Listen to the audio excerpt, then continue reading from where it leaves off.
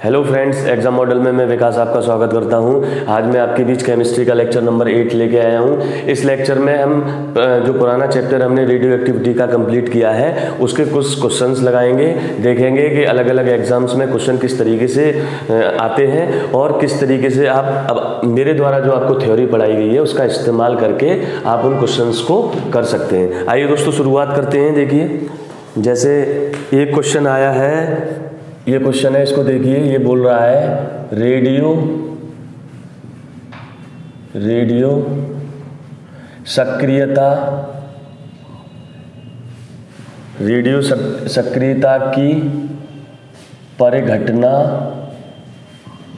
परिघटना की खोज किसने की थी। यानी कि रेडियो एक्टिविटी की घटना की खोज किसने की थी। और ये ऑप्शन दोस्तों आपके सामने दे रखे हैं, Marie Curie, option number B दे रखा है आपको पियरे क्यूरी, और ऑप्शन नंबर सी दे रखा है आपको हेनरी बैकेरल, और ऑप्शन नंबर 4 दे रखा है आपको जे थॉमसन। ठीक है दोस्तों, तो देखिए मैंने आपको बताया था कि रेडियो एक्टिविटी की खोज कुल मिलाकर 3 साइंटिस्ट ने की थी, जिनमें मैडम क्यूरी थी, पियरे क्यूरी थी और हेनरी बैकेलर थे। और इसी के लिए इन तीनों को संयुक्त रूप से नोबेल प्राइज भी दिया गया था। लेकिन दोस्तों जो रेडियो एक्टिविटी की परिघटना है, ठीक है, इसकी खोज हेनरी बैकेलर ने की थी। इसलिए इस प्रश्न का सही उत्तर है ऑप्शन नंबर 3, रेडियो एक्टिविटी की खोज हेनरी बैकेलर ने की थी। लेकिन रेडियो एक्टिविटी की परिघटना की खोज, इसके साथ साथ कुछ और एलिमेंट्स थे, रेडियो एक्टिव एलिमेंट्स, उनको खोजने में मैडम क्यूरी का भी योगदान था, पियरे क्यूरी का भी योगदान था। लेकिन इस परिघटना की खोज हेनरी बैकेलर ने की थी सबसे पहले। इसलिए इस प्रश्न का सही उत्तर हो जाएगा option number 3, option C, Henri Becquerel. आइए दोस्तों अगले प्रश्न की तरफ बढ़ते हैं। ये छोटे छोटे फैक्चुअल क्वेश्चंस हैं दोस्तों, पूछे जाते हैं कई बार। और देखिए एक क्वेश्चन पूछा गया है, एसएससी 2013 और एसएससी 2016 दोनों में पूछा गया है। रेडियो एक्टिविटी की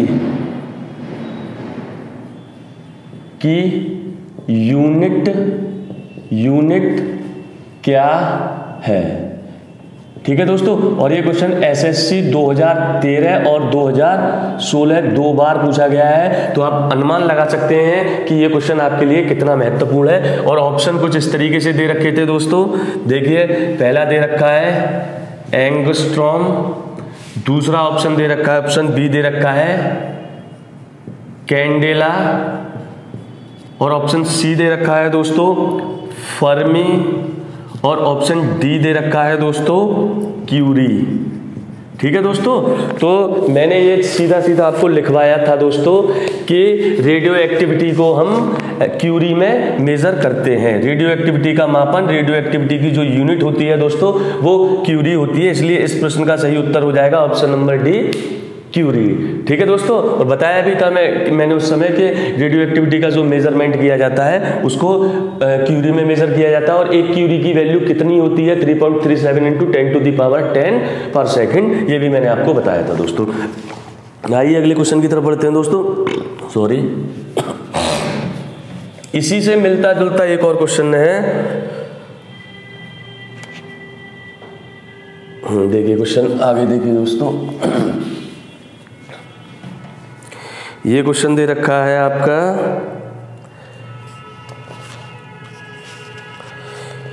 ये क्वेश्चन है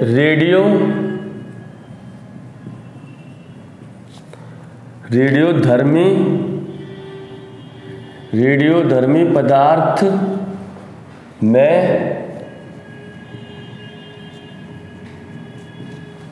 में किस दौरान कोई परिवर्तन,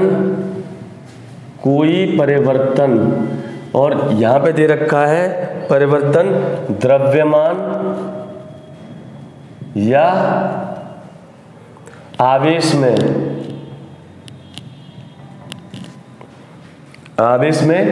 नहीं होता। ठीक है दोस्तों, ये क्वेश्चन है। और ऑप्शन आपके दे रखे हैं, ये दे रखा है बीटा उत्सर्जन के दौरान, दूसरा ऑप्शन दे रखा है ऑप्शन नंबर बी गामा उत्सर्जन के दौरान, और तीसरा ऑप्शन दे रखा है दोस्तों ऑक्सीकरण, और चौथा ऑप्शन दोस्तों मैं यहां बराबर में लिख देता हूं ऑप्शन नंबर डी, और ये दे रखा है अल्फा उत्सर्जन। ठीक है दोस्तों, अब आप देखने की कोशिश करिए और समझने की कोशिश करिए जो मैंने आपको पढ़ाया है उसको आप कैसे इससे इंटरलिंक करेंगे। देखिए ये कह रहा है रेडियो एक्टिव पदार्थ जब डिसइंटीग्रेट होता है तो उसके मास में, ना तो उसके द्रव्यमान में और ना आवेश में। इस आवेश को आप समझ सकते हैं वो एटॉमिक नंबर की बात कर रहा है, वो नंबर ऑफ प्रोटॉन्स की बात कर रहा है। कहने का मतलब ये है, इस क्वेश्चन का सीधा मतलब है कि किस कण के उत्सर्जन के बाद किसी भी रेडियो एक्टिव एलिमेंट के ना तो मास में कोई चेंज हो रहा है, ना उसके एटॉमिक नंबर में कोई चेंज हो रहा है। तो दोस्तों इस प्रश्न का सही उत्तर हो जाएगा option number B gamma rays के उत्सर्जन के बाद। मैंने आपको बताया था पूरा का पूरा जो ग्रुप डिस्प्लेसमेंट लॉ बताया था, मैंने आपको समूह विस्थापन का नियम बताया था, मैंने उसमें बताया था दोस्तों कि अगर किसी रेडियो एक्टिव एलिमेंट से इसको ऐसे लिखिए XZA, किसी रेडियो एक्टिव एलिमेंट से अगर गामा रेज उत्सर्जित होती है, गामा रेज निकलती है, तो ना तो उसके एटॉमिक नंबर पर कोई फर्क पड़ता है, ना ही उसके एटॉमिक वेट पर कोई फर्क पड़ता है। परिणाम स्वरूप वो उसकी आवर्त सारणी में, पीरियोडिक टेबल में उसकी स्थिति में भी कोई बदलाव नहीं होता है। दोस्तों आप देखिए उस कॉन्सेप्ट का इस्तेमाल थोड़ा घुमा के किया गया है। यहाँ पे एक नया शब्द यूज किया गया है आवेश। आप समझिए कि जो अल्फा पार्टिकल होता है वो पॉजिटिवली चार्ज होता है, तो जब वो किसी न्यूक्लियस से निकल कर जाएगा तो जाहिर सी बात है वो कुछ अपने साथ पॉजिटिव चार्ज लेके जाएगा। परिणाम स्वरूप वहां पर पॉजिटिव चार्ज की उपस्थिति कम हो जाएगी, उसके जो नंबर्स हैं वो कम हो जाएंगे। लेकिन वो ये कह रहा है इन दोनों चीजों में कोई बदलाव नहीं होगा। तो आपको तुरंत क्लिक करना चाहिए कि गामा रेज के उत्सर्जन के बाद ना एटॉमिक नंबर पर कोई फर्क पड़ता है, ना पॉजिटिव चार्ज पर कोई फर्क पड़ता है। जबकि बीटा का उत्सर्जन होता है तो एटॉमिक नंबर 1 बढ़ जाता है, एटॉमिक वेट पर कोई फर्क नहीं पड़ता है। दोस्तों उम्मीद है कि ये सवाल आपको समझ में आया होगा। और ये क्वेश्चन भी दोस्तों पूछा जा चुका है एसएससी 2013 में। एसएससी 2013 में ये क्वेश्चन पूछा जा चुका है, तो ये खुद अपने आप में एक महत्वपूर्ण क्वेश्चन है। आइए दोस्तों अगले क्वेश्चन की तरफ बढ़ते हैं। आप इस चीज को समझिए दोस्त कि थ्योरी का एप्लीकेशन हमें कैसे करना है। आप चीजें याद करते रहेंगे उससे कोई फर्क नहीं पड़ने वाला है, आप कभी अपना पेपर अच्छा नहीं कर पाएंगे। जब उस थ्योरी को आप लिंक कर पाएंगे, उस थ्योरी के माध्यम से आप सवाल को खोज पाएंगे, उसका उत्तर खोज पाएंगे, तब आप बेहतर कर पाएंगे अपने एग्जाम्स में। तो आप समझिए कि थ्योरी का एप्लीकेशन हमें कैसे करना है क्वेश्चंस में, कौन कौन से कीवर्ड्स हैं उनको हमें पकड़ना है, और कैसे जो चीज आपको पढ़ाई जा रही है उसका इस्तेमाल कैसे आपको क्वेश्चंस में करना है। ये कला अगर आपने हासिल कर ली दोस्तों, तो आप ना फिजिक्स, ना केमिस्ट्री, ना जीएस का कोई और टॉपिक, या ना आपकी रीजनिंग और ना मैथमेटिक्स, कहीं भी आपको कोई चुनौती नहीं मिलने वाली है। बड़ी आसानी से आप कोई भी जटिल से जटिल बाधा पार कर सकते हैं। आइए दोस्तों अगले क्वेश्चन की तरफ बढ़ते हैं। फिर ये देखिए एक क्वेश्चन दोस्तों ये पूछा जा रहा है, देखिए न्यूनतम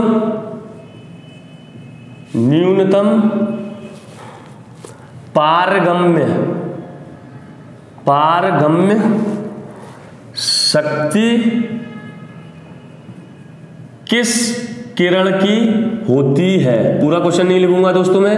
न्यूनतम पारगम्य शक्ति किस किरण की होती है, ये क्वेश्चन भी आपका पूछा गया है एसएससी 2015 में दोस्तों। ठीक है, ऑप्शन आपके दे रखे हैं। पहला ऑप्शन दे रखा है अल्फा किरण, दूसरा ऑप्शन दे रखा है एक्स रे, तीसरा ऑप्शन दे रखा है गामा रे, और चौथा ऑप्शन दे रखा है आपका बीटा रे।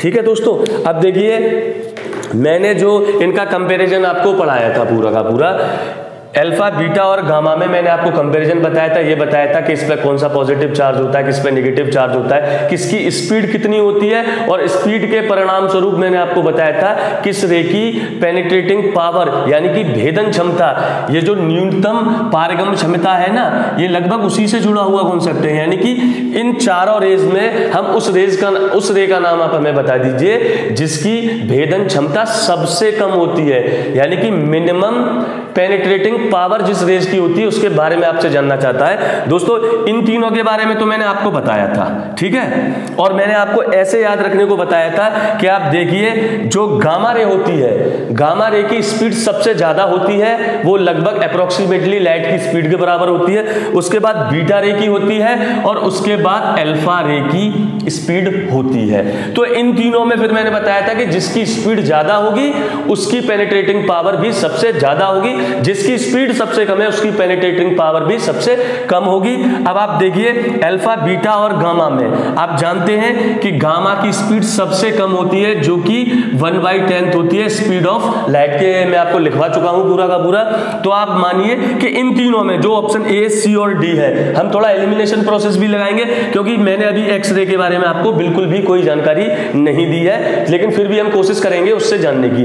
तो यानी कि इन तीनों में अगर मैं देखूंगा तो न्यूनतम जो पेनिट्रेटिंग पावर होगी वो अल्फा रे की होगी। और दोस्तों एक्स रे की जिसको मैं फर्दर आपको आगे पढ़ाऊंगा, एक्स रे की पेनिट्रेटिंग पावर भी अल्फा रे से ज्यादा होती है क्योंकि इनकी जो स्पीड होती है वो लाइट स्पीड के ही लगभग बराबर होती है एक्स रेज की दोस्तों, ठीक है। ये दोनों की स्पीड लगभग बराबर होती है और वो लाइट रे के बराबर होती है, और जिसकी स्पीड जितनी ज्यादा होगी उसकी भेदन क्षमता भी उतनी ज्यादा होगी। परिणाम स्वरूप इस प्रश्न का उत्तर हो जाएगा option number A, alpha particle है उसकी भेदन क्षमता सबसे कम होती है, न्यूनतम होती है दिए हुए चारों विकल्पों में। दोस्तों उम्मीद है ये चीज आपको समझ में आ रही होगी। आप आगे से आदत डालिए जो की पॉइंट्स लिखे हुए हैं क्वेश्चंस में, ठीक है, हाँ नहीं इनको आप अंडरलाइन करिए, और जो की पॉइंट्स दे रखे हैं न्यूनतम पारगम यानी कि मिनिमम पेनिट्रेटिंग पावर, इनको आप आज से ही हाईलाइट करने की टेंडेंसी डालिए क्योंकि बहुत छोटे छोटे माइन्यूट एरर होते हैं। आप क्वेश्चन तेजी से पढ़ते हैं लेकिन एक जगह अगर स्लिप हो गई आपके दिमाग से तो वो पूरा का पूरा क्वेश्चन गलत हो जाएगा। वो पूछ आपसे हाँ रहा होगा, आप नहीं के आधार पर उत्तर दे देंगे, कभी वो आपसे नहीं पूछ रहा होगा तो आप हाँ के आधार पर उत्तर देंगे। ये इतने माइन्यूट एरर्स होते हैं कि बाद में आपको बड़ा पछतावा होता है कि जब एक एक क्वेश्चन के आधार पर एक नंबर के आधार पर आपका सिलेक्शन रुकता है। दोस्तों उम्मीद है ये पसंद आया होगा, कुछ समझ में आया होगा क्वेश्चन आपको। आइए अगला क्वेश्चन देखने की कोशिश करते हैं। और दोस्तों इस बात पे मैं बार बार फोकस कर रहा हूं कि आप जो थ्योरी पढ़ाई जा रही है उसको एप्लीकेशन करना सीखिए। जब तक आप उसका एप्लीकेशन करना नहीं सीखेंगे कोई फायदा नहीं निकलने वाला है आपका। मैं यहाँ पे कहता रहूं कि मैंने जो पढ़ाया है वो सब आपकी समझ में आ जाएगा, मतलब नहीं है दोस्तों कुछ, ठीक है। लेकिन मेरी कोशिश ये जरूर रहेगी पूरी बेहतर तरीके से कि जो मैं पढ़ा रहा हूं आपको उसको कैसे आप अप्लाई कर सकते हैं वो मैं आपको यहाँ पे सिखाने की कोशिश करूंगा पूरी की पूरी। दोस्तों आइए अगले क्वेश्चन की तरफ बढ़ते हैं। दोस्तों अब देखिए दोस्तों ये कह रहा है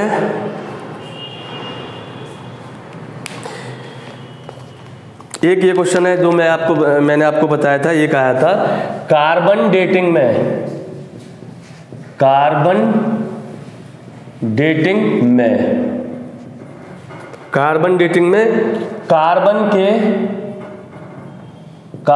के कौन कौन से आइसोटोप्स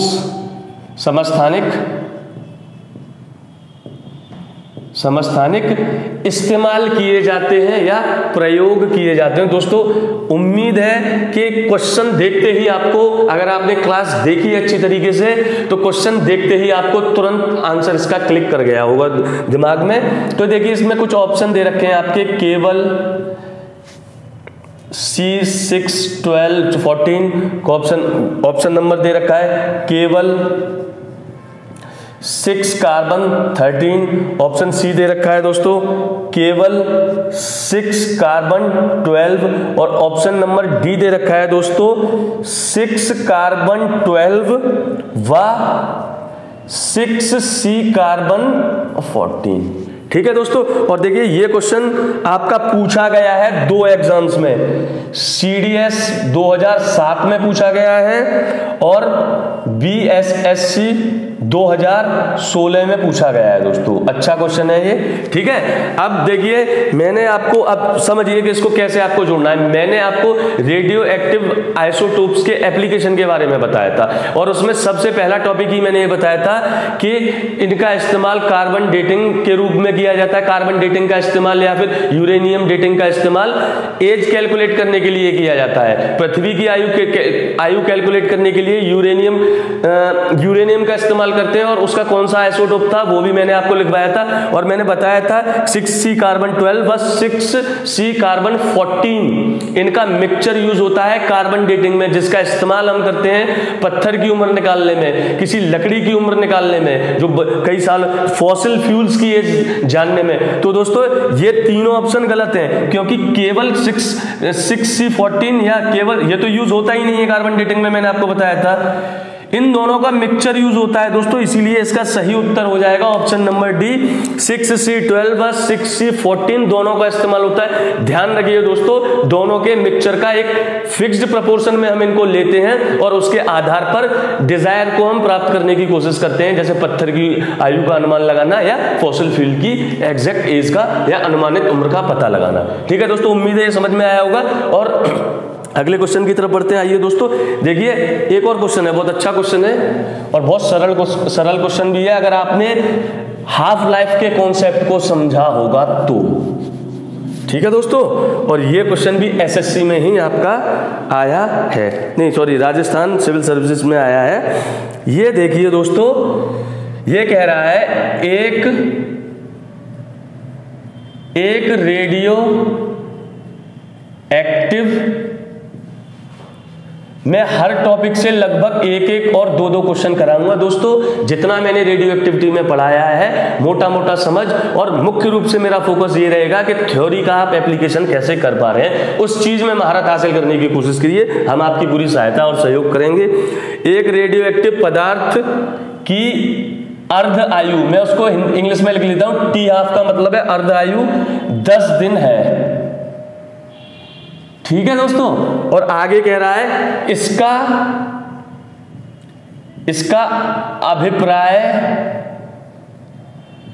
अभिप्राय यह है कि, ठीक है दोस्तों, मैं ऑप्शन लिख रहा हूं आपके सामने, ठीक है, फिर इसको सॉल्व करने की कोशिश करेंगे हम लोग। ये पूरा बताऊंगा मैं इसको अच्छे से, क्योंकि ये बहुत अच्छा सवाल है। ये समझ में आ गया आपको तो आपको हाफ लाइफ का पूरा कॉन्सेप्ट यहां से समझ में आ जाएगा।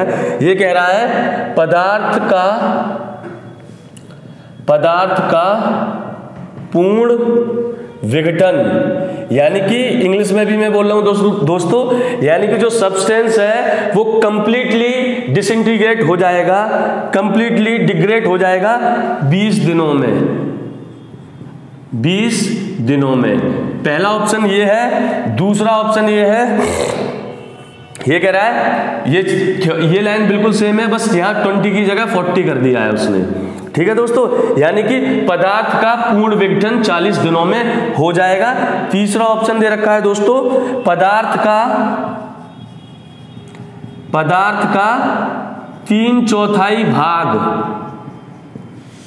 3/4 पार्ट का विघटन का डिसइंटीग्रेशन विघटन 20 दिनों में हो जाएगा। ठीक है दोस्तों, और ऑप्शन नंबर लास्ट दे रखा है कि पदार्थ का 1/4 पार्ट व भाग लिख दे रहा हूं ऐसे, का विघटन 5 दिनों में हो जाएगा। डॉट ये पूरा उसी तरीके से दोस्तों। अब आप समझने की कोशिश करिए। देखिए एक एलिमेंट दे रखा है, रेडियो एक्टिव एलिमेंट दे रखा है आपको। सबसे पहले इसको अंडरलाइन करिए, रेडियो एक्टिव एलिमेंट है ये आपका। उसके बाद उसकी हाफ लाइफ दे रखी है आपको 10 दिन। इसका मतलब समझने की कोशिश करते हैं दोस्तों। मैं मानता हूं, मैं मान के चला हूं कि मैं जिस दिन से कैलकुलेट करना स्टार्ट किया है उस समय इस रेडियो एक्टिव मटेरियल के मेरे पास x एटम मौजूद थे। ठीक है दोस्तों, अब वो ये कह रहा है कि इसकी जो हाफ लाइफ है वो 10 है। जब हाफ लाइफ मैंने आपको बताया था तो मैंने बताया था कि ये वो टाइम इंटरवल होता है जिसमें किसी रेडियो एक्टिव एलिमेंट के या मैटर के एटम्स आधे रह जाते हैं। कहने का मतलब ये है कि आज से अगर मैं शुरुआत करूंगा और 10 दिन बाद अगर मैं देखूंगा, क्योंकि इसकी हाफ लाइफ 10 है, तो इसके एटम्स की संख्या x/2 रह जाएगी। ठीक है दोस्तों,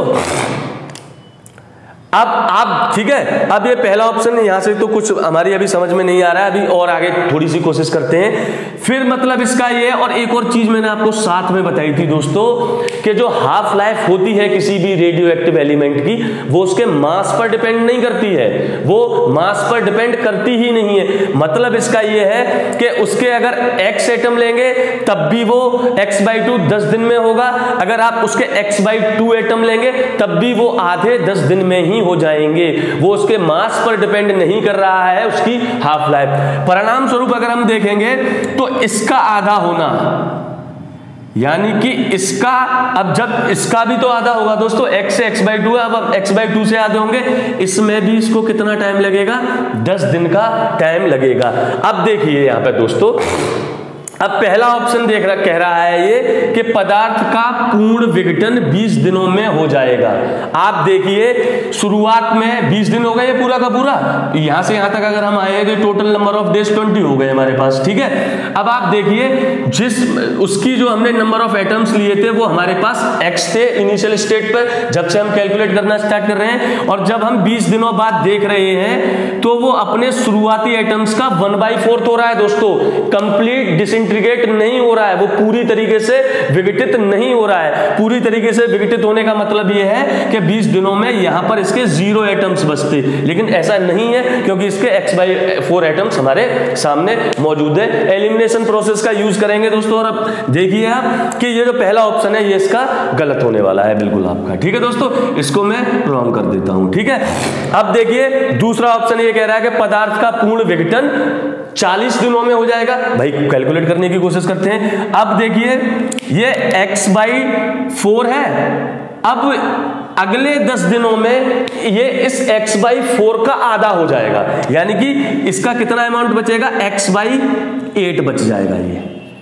ठीक है, यानी कि इतना पोर्शन बचा हुआ होगा और आधा डिसइंटीग्रेट हो गया होगा। अब अगले 10 दिनों में और कैलकुलेट करते हैं, यहां घुमा रहा हूं दोस्तों क्योंकि नीचे दिखाई नहीं पड़ेगा। अब ये अगले 10 दिनों में अपने इस अमाउंट का भी आधा हो जाएगा। अब यहां पे देखिए कि टोटल डेज कितने हो गए? 40। ठीक है, शुरुआत हमने x से की थी, लेकिन अभी भी हमारे पास x/16 बच रहा है। ये कंप्लीटली डिसइंटीग्रेट, पूरी तरीके से विघटित नहीं हुआ है दोस्तों, तो ये ऑप्शन भी हमारा गलत हो जाएगा। ठीक है, अब वो ये कह रहा है पदार्थ का, तीसरा ऑप्शन देखते हैं, पदार्थ का 3/4 भाग का विघटन 20 दिन में हो जाएगा। अब यहीं से हमें देखना है पूरा का पूरा। यहां पे आप मुझे देखिए, अगर मैं केवल यहां से यहां तक देखता हूं, केवल 20 दिनों की बात हो रही है दोस्तों, इसको अंडरलाइन कर लीजिए। और वो ये कह रहा है कि पदार्थ का 3/4 भाग का विघटन 20 दिनों में हो जाएगा। अब देखिए शुरुआत में मैंने कितने एटम्स लिए थे?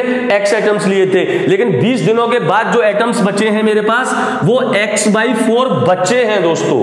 ठीक है, यानी कि x था शुरुआत में मेरे पास और अब बचा है मेरे पास x/4। तो मेरे पास कितना गायब हो गया? जो डिसइंटीग्रेट करके गायब हुआ होगा वो कितना होगा? वो दोस्तों 3x/4 ही होगा। आप x में से x/4 को अगर घटाएंगे तो 3x/4 ही आपके सामने बचेगा। इसीलिए इस प्रश्न का सही उत्तर ऑप्शन नंबर 3 हो जाएगा। चौथे को करने की जरूरत नहीं है, चौथा आप अपने आप करने की कोशिश करिएगा। कॉन्सेप्ट पूरा का पूरा यही लगने वाला है। उम्मीद है दोस्तों कि आपको हाफ लाइफ का कॉन्सेप्ट इस क्वेश्चन के माध्यम से पूरा समझ में आया होगा। कैसे उसका हम एप्लीकेशन करेंगे किस क्वेश्चन में, वो समझ में आया होगा आपका। दूसरी बात ध्यान रखिए कि हाफ लाइफ किसी भी रेडियो एक्टिव एलिमेंट की जो है वो उसके मास पर डिपेंड नहीं कर रही है। ठीक है दोस्तों, आइए अगले क्वेश्चन की तरफ बढ़ते हैं। फिर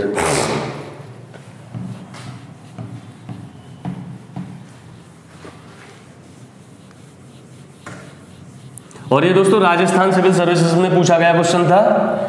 जब तक पूरा कंसेप्ट आपको हाफ लाइफ का नहीं पता होता, ये आप नहीं निकाल सकते हैं। दोनों बातें अगर आपको नहीं पता होती कि हाफ लाइफ आपकी मास पे भी डिपेंड नहीं करती है। आइए अगले क्वेश्चन को देखने की कोशिश करते हैं दोस्तों। अब हाफ लाइफ का एक क्वेश्चन करा दिया, इससे ज़्यादा नहीं कराएंगे, आप खुद करने की कोशिश करिएगा कुछ क्वेश्चंस। अब देखिए दोस्तों,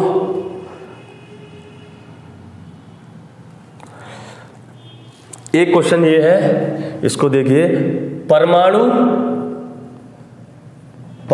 बम, एटम बम किस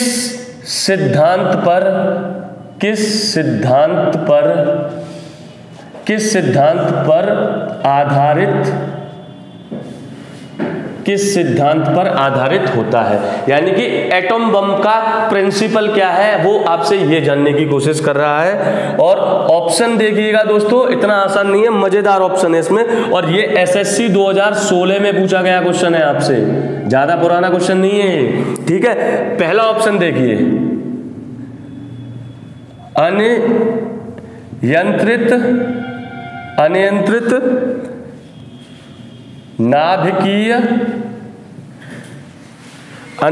नाभिकीय संलयन, ठीक है दोस्तों। ऑप्शन नंबर दूसरा दे रखा है, अनियंत्रित है तो मैं ऐसे लिख देता हूं, अनियंत्रित नाभिकीय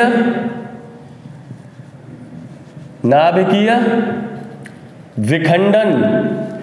तीसरा ऑप्शन दे रखा है आपका दोस्तों, नियंत्रित नाभिकीय विखंडन, ठीक है दोस्तों। ये सेकंड ऑप्शन की बात ही कर दे रहा हूं यहां पे। और ऑप्शन नंबर डी दे रखा है आपका, नियंत्रित नाभिकीय संलयन, ठीक है दोस्तों। बड़ा सरल सवाल है, लेकिन जब मैंने आपको क्लास में ये बताया था, तो मैं कई बार मैंने आपसे दो वर्ड का इस्तेमाल किया होगा। एक तो चेन रिएक्शन की बात की होगी, जिसको हम अनियंत्रित नाभिकीय विखंडन की श्रेणी में रखते हैं, और एक मैंने नियंत्रित नाभिकीय विखंडन की बात की होगी, जिसका इस्तेमाल किया जाता है न्यूक्लियर रिएक्टर्स को बनाने में, ठीक है। तो आप देखिए, पहले तो आपको इतना समझ में आना चाहिए कि जो एटॉमिक बम की जो थ्योरी है, वो न्यूक्लियर फिशन पर आधारित होती है, नाभिकीय विखंडन पर आधारित होती है, ना कि नाभिकीय संलयन पर। बिल्कुल बेसिक से समझिए दोस्तों, न्यूक्लियर बम का जो प्रिंसिपल होता है वो न्यूक्लियर फिशन पर आधारित होता है, नाभिकीय विखंडन पर आधारित होता है, ना कि नाभिकीय संलयन, नाभिकीय फ्यूजन पर आधारित नहीं होता है। परिणाम स्वरूप आप देख सकते हैं कि ये वाला ऑप्शन और ये वाला ऑप्शन, ये दोनों ऑप्शन मैं पहली नजर में ही काट दूंगा, अगर मुझे इतनी जानकारी रही कि एटम बम का प्रिंसिपल न्यूक्लियर फिशन पर आधारित होता है, ना कि फ्यूजन पर। अब मुझे ये देखना है इन दोनों में भैया कि अब मेरे पास ऑप्शन बचे बी और सी। अब मुझे थोड़ा सा उसमें दिमाग लगाना पड़ेगा कि ये अनियंत्रित नाभिकीय विखंडन होता है कि नियंत्रित नाभिकीय विखंडन होता है। और मैंने आपको बताया था कि जो न्यूक्लियर बम, जो एटम बम होता है, वो अनियंत्रित नाभिकीय विखंडन होता है। और एक रिएक्शन भी मैंने आपको बताई थी, जिसमें लास्ट में कुछ इस तरीके से 3 न्यूट्रॉन्स बन रहे थे, और ये न्यूट्रॉन्स यूरेनियम का जब हम डिसइंटीग्रेशन कर रहे थे, उस पर हम न्यूट्रॉन की बमबारी कर रहे थे, तो उसके बाद हमें 3 नए न्यूट्रॉन मिल रहे थे, और ये नए न्यूट्रॉन दोबारा जाके यूरेनियम को डिसइंटीग्रेट कर रहे थे, और ये रिएक्शन लगातार चलती रहती है चेन रिएक्शन के रूप में। इसी चेन रिएक्शन को हम अनियंत्रित नाभिकीय विखंडन कहते हैं, जिसका इस्तेमाल परमाणु बम बनाने में किया जाता है दोस्तों। और यहां फिर बता रहा हूं मैं दोबारा कि जो न्यूक्लियर रिएक्टर होता है, जिसमें हम हीट एनर्जी को, ऊष्मीय ऊर्जा को इलेक्ट्रिक एनर्जी में कन्वर्ट करते हैं, वहां नियंत्रित नाभिकीय विखंडन का इस्तेमाल किया जाता है दोस्तों, ठीक है। तो इस प्रश्न का सही उत्तर हो जाएगा ऑप्शन नंबर सेकंड। आइए दोस्तों अगला क्वेश्चन देखते हैं। देखिए दोस्तों, ये क्वेश्चन है, इसको मैं बोल रहा हूं, आप लिखने की कोशिश करिएगा। परमाणु रिएक्टर में, की पॉइंट्स लिख रहा हूं, परमाणु न्यूक्लियर रिएक्टर लिख दिया मैंने दोस्तों। न्यूक्लियर रिएक्टर में विखंडन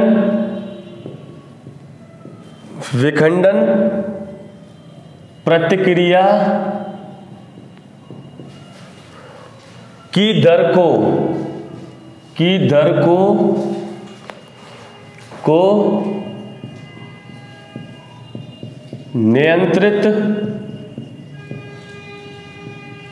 नियंत्रित करने के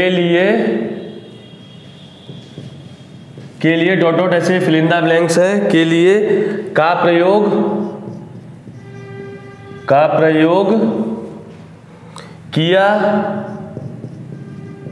किया जाता है दोस्तों। ठीक है, ठीक है। और आगे एक और लाइन लिखी हुई है, वो आपके काम की नहीं है। ठीक है दोस्तों, और इसके ऑप्शन जो दे रखे हैं, ये दे रखा है भारी पानी, ऑप्शन नंबर बी दे रखा है दोस्तों ग्रेफाइट, ऑप्शन नंबर सी दे रखा है दोस्तों पानी, और ऑप्शन नंबर डी दे रखा है कैडमियम। इस चीज को भी लिख लीजिए। जो अगला पॉइंट है वो ये कह रहा है जो न्यूट्रॉन को अवशोषित कर लेता है। ठीक है दोस्तों, अब देखिए इस क्वेश्चन को समझने की कोशिश करिए। सबसे पहले आपके दिमाग में क्वेश्चन आते ही जब न्यूक्लियर रिएक्टर के बारे में बात की जा रही है तो तुरंत आपके दिमाग में स्ट्राइक करना चाहिए था जो मैंने 4 बेसिक पार्ट्स उसके बताए थे आपको। एक कोर होता है, एक कूलेंट होता है, एक आपका शील्ड होती है, और एक आपका मंदक होता है, मॉडरेटर होता है। ठीक है दोस्तों, अब देखिए इसमें ये कह रहा है आपसे, ठीक है, जो न्यूक्लियर रिएक्टर की बात हो रहा है, विखंडन प्रक्रिया प्रतिक्रिया लिख दिया। और ये क्वेश्चन देखिए दोस्तों, ये आरआरबी एनटीपीसी में आया है 2016 में, 2016 में आया है दोस्तों। ठीक है, नियंत्रित करने के लिए का प्रयोग किया जाता है जो न्यूट्रॉन को अवशोषित कर लेता है।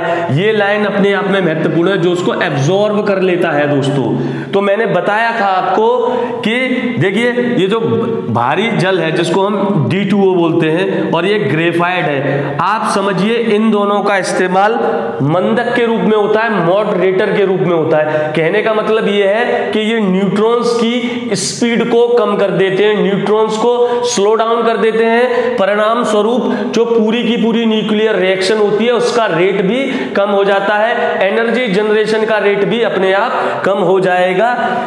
तो कहने का मतलब है इन दोनों का इस्तेमाल न्यूट्रॉन को एब्जॉर्ब करने के लिए नहीं हो रहा है, बल्कि उसकी स्पीड को कम करने के लिए हो रहा है। पानी का कहीं भी इस्तेमाल मैंने आपके सामने किया ही नहीं था। उस पूरे के पूरे जो चैप्टर था उसमें जो मैंने थ्योरी बताई थी न्यूक्लियर रिएक्टर की, पानी शब्द का इस्तेमाल कहीं नहीं हुआ था। अब बचा आपका ऑप्शन डी। तो दोस्तों आपका यही डी ऑप्शन ही सही है। और मैं फिर एक बार रिकॉल कर रहा हूं उसी थ्योरी से जोड़ते हुए, ये जो तुम्हें बार बार लिख देता हूं ना दोस्तों 30N1, ये अपने आप में एक यूनिक चीज है। इसको अगर हमने कंट्रोल कर लिया तो हम न्यूक्लियर रिएक्टर बना पाएंगे। अगर इनको हम कंट्रोल नहीं कर पाए तो वो एटम बम बन जाएगा। इसीलिए क्लासिफाई किया गया है कि एटम बम चेन रिएक्शन पर अनियंत्रित नाभिकीय विखंडन पर आधारित होता है, जबकि जो न्यूक्लियर रिएक्टर होता है वो नियंत्रित नाभिकीय विखंडन पर आधारित होता है। कारण क्या होता है दोस्तों कि इसमें से जो 2 न्यूट्रॉन्स होते हैं, 2 न्यूट्रॉन्स होते हैं, उन 2 न्यूट्रॉन्स को एब्जॉर्ब करने का काम कौन करती है? कैडमियम की रॉड करती है। और ये रॉड जरूरी नहीं है कि कैडमियम की बनी हो, ये बोरॉन की भी बनी हो सकती है। दोस्तों बहुत बार क्वेश्चन पूछा गया है इससे, तो ध्यान रखिए जो न्यूट्रॉन को एब्जॉर्ब करती है वो रॉड कैडमियम और बोरॉन दोनों की बनी हुई होती है। ठीक है, और ये इन 3 न्यूट्रॉन्स में से 2 न्यूट्रॉन्स को, एक्स्ट्रा न्यूट्रॉन्स को, जिनकी वजह से रिएक्शन हमारी चेन रिएक्शन का रूप ले सकती है, उनको एब्जॉर्ब कर लेती है। और ये 2 न्यूट्रॉन फर्दर न्यूक्लियर मटेरियल के डिसइंटीग्रेशन के लिए अवेलेबल नहीं हो पाते हैं। उम्मीद है दोस्तों कि न्यूक्लियर रिएक्टर दोबारा पूरा का पूरा आपके सामने आ चुका है और आपको समझने में इसको और सहूलियत हुई होगी। दोस्तों आइए अगले क्वेश्चन की तरफ बढ़ते हैं आप तेजी से।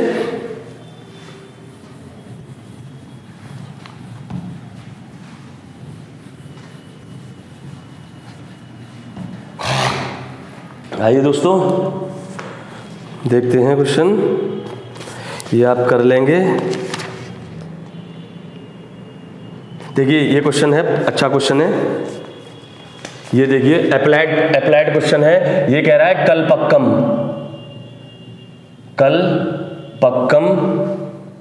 के फास्ट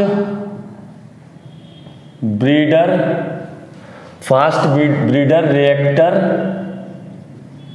रिएक्टर में निम्नलिखित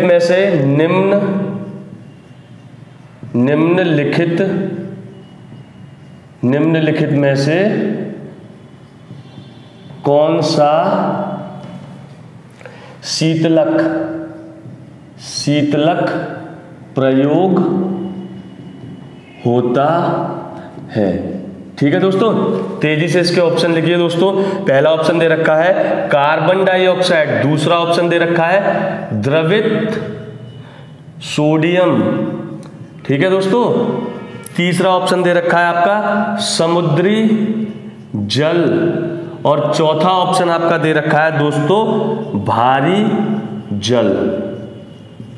ठीक है दोस्तों, अब देखिए फिर उसी पार्ट से है, लेकिन इसमें थोड़ा सा अप्लाइड पोर्शन हो गया है कि भारत के जो कलपक्कम जगह है जहां पर एक न्यूक्लियर रिएक्टर लगाया गया है जिसका नेचर है FBR, fast breeder nuclear reactor. ठीक है, उसमें हम कूलेंट कौन सा यूज करते हैं दोस्तों?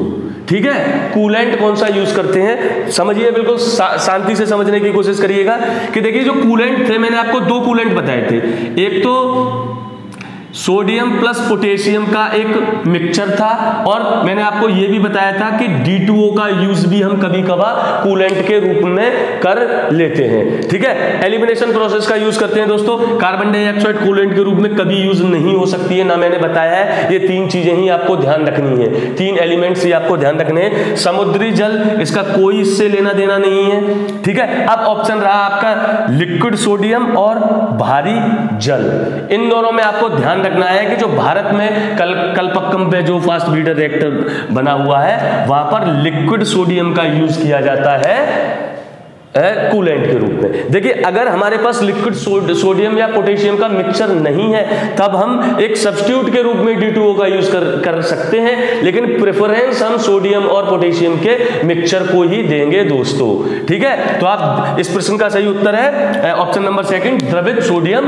ठीक है, और दोस्तों एक चीज और ध्यान रखिए, आप इसके साथ साथ ये और ध्यान रखिए कि इंडिया में कौन कौन सी जगह पर कौन कौन से रिएक्टर्स हैं, उनका नाम भी मोटा मोटा आप जरूर याद रखिए। इस तरीके से भी क्वेश्चन पूछे जा सकते हैं दोस्तों। उम्मीद है कि मैंने ये 8-9 क्वेश्चन कराए हैं, इनके माध्यम से दोबारा आपको थ्योरी पूरी की पूरी रिकॉल हुई होगी और आप ये समझ पाए होंगे कि कैसे हम इस थ्योरी का इस्तेमाल क्वेश्चन को सॉल्व करने के लिए कर सकते हैं। दोस्तों उम्मीद है आपको ये वीडियो पसंद आया होगा। अगर हमारा ये वीडियो पसंद आया हो तो एग्जाम मॉडल हमारे चैनल को सब्सक्राइब करिए, हमारे वीडियोस को अपने दोस्तों के साथ शेयर करिए, और प्लीज कमेंट जरूर करिएगा, क्योंकि आपके कमेंट्स हमें ये बताएंगे कि हमारे वीडियो में क्या कमियां हो रही हैं। उनको उस फीडबैक के माध्यम से हम वीडियोस को और ज्यादा बेहतर बना सकते हैं। थैंक यू दोस्तों।